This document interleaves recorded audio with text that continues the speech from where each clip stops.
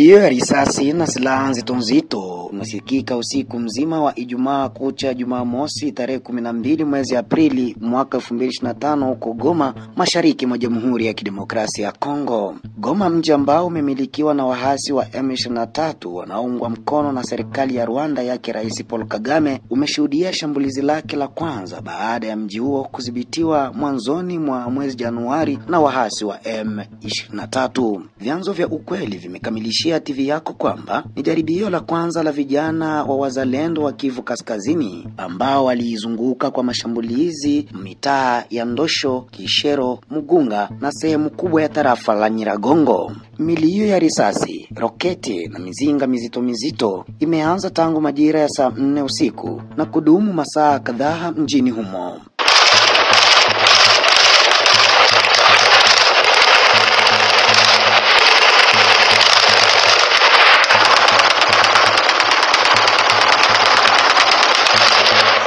Kwa mujibu wa duru toka eneo hilo, makundi ya wazalendo yalijipenyeza tangu jioni ya Alhamisi Aprili 10 ndani ya mitaa ya mwambao mwa mji huo, yakilenga kwa mara ya kwanza kuukomboa mji wa Goma mikononi mwa M23.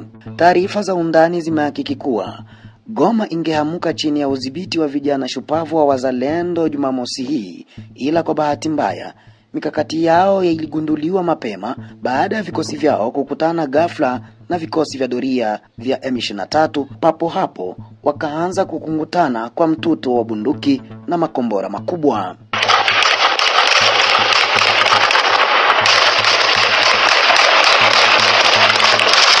Hali hii imeibua wasiwasi mkubwa miongoni mwa wakahazi wa mji huo, huku wengi wao wakihofia marudilio ya mauaji, wakiwa na picha ya maelfu ya raia waliouliwa pindi M23 walipodhibiti mji huo.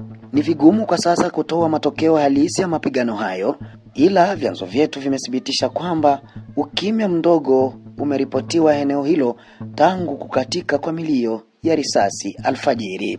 Shambulizi hilo limekuja baada ya kushuhudiwa kwa siku 3 za mapigano kati ya wazalendo wanaoungwa mkono na jeshi la FARDC na wahasi wa AFC M23 RDF pembezoni mwa mbuga la wanyamapori la Virunga tarafani Nyiragongo.